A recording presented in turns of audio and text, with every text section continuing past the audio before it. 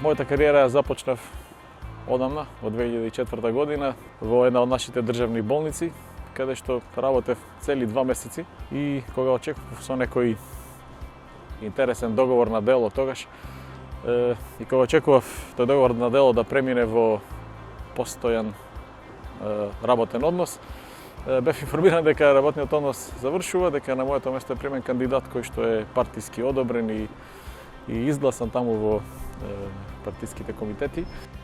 Партизацијата е главната причина што оваа држава не може да почне да се развива како што би, барем јас би посакал да се развива, од една едноставна причина, бидејќи луѓе кои што се поранешни лепачи на плакети, кои што ги финансираат политичките партии, се поставени на раководни функции, се поставени на места кои што треба да одлучуваат за судбини на останатите луѓе во оваа држава.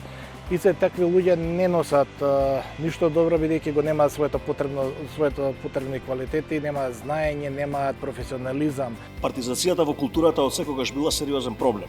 Меѓутоа сега сметам дека го има допрено дното.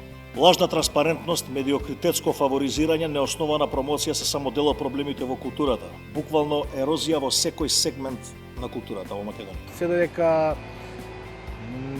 луѓето кои што ќе бидат поставени на раководни функции нема да бидат избрани поради партиски клуч. Нема да зависат од тоа дали една партија е на власт или не. Нема да биде битно дали е тој партиски миленик, односно партиски симпатизер, член во некоја партија. Туку ќе го има квалитетот што е потребен за таа позиција. Ние дури тогаш ќе може да очекуваме некакви подобрувања во нашата држава. Ние целосно ги поддржуваме европските интеграции како рамка и неспоредлива поддршка за реформите во државава. Меѓутоа не, никогаш и никако како фоскула и покритие за лошо владење. Процесот на пристапување кон Европската Унија може да има смисла само доколку има реална општествена сила која што ќе ги спроведе потребните реформи. Промените мора да се случат и промените зависат само од нас.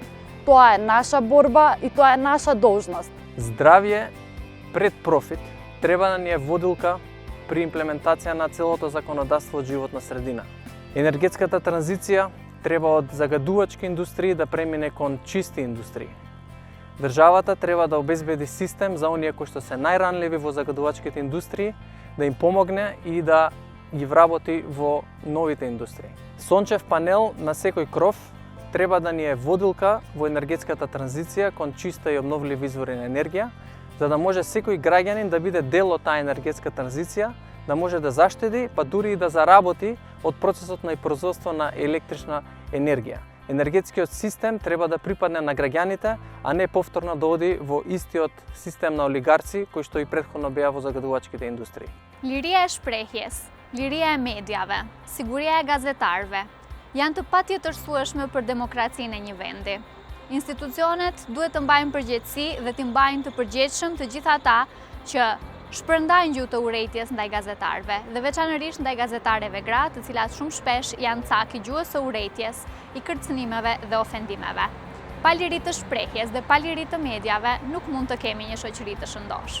Заминав во Велика Британија, во еден друг систем, и во кој што многу брзо се адаптирав и за 4 години успеав да станам, бев промовиран во шеф на целиот оддел за магната резонанца во Imperial College Hospital во Лондон, една од водечките болници во Англија, па и во светот, болница која што поставува стандарди на светско ниво.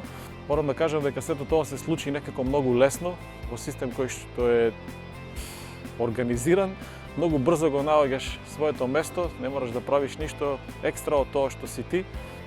Нашите граѓани се успешни кога се заминуваат од нашата држава. Не е проблемот во поединецот, проблемот е во системот. Граѓанскиот ангажман треба да биде сршта на една демократија. Демократија не можат да бидат само партиите. Политика не можат и не смеат да бидат само партиите.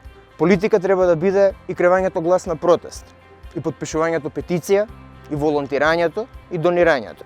Замислам да живеам во едно општество каде што здравството ќе функционира безпрекорно, каде што во судот нема да мора да се бркаат врски да докажам дека сум исправен ако сум исправен или да ме заштитат ако не сум исправен, каде што кога ќе отидам во еден државен орган, нема да ми биде потребно да познавам некого за да можам да ја завршам работата која што се завршува за 5 минути.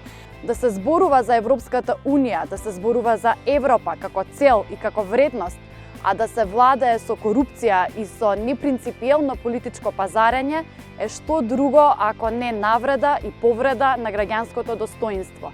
Тоа е наш колективен пораз. Тоа е колективен пораз на сите оние заложби за градење на модерна демократија. Замислете да дишаме чист воздух. Замислете да јадеме здрава храна од плодни почви. Замислете да пиеме вода од чисти реки и извори.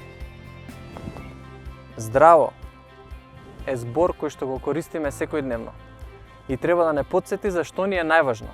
Вистински луѓе на вистински места, вистински професионалци, ќе успееме сите заедно да изградиме таков систем во кој што ние како млада генерација и нашите идни генерации ќе живеат многу поубаво и многу полесно.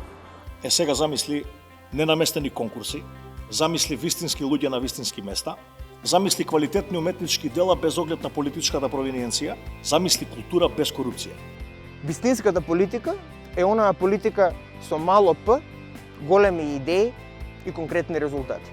Замислете и вие да живеете во една таква држава каде што навистина сите ние ќе бидеме задоволни и кога ќе одиме по улица ќе бидеме насмеани бидејќи знаеме дека се функционира како што треба да функционира.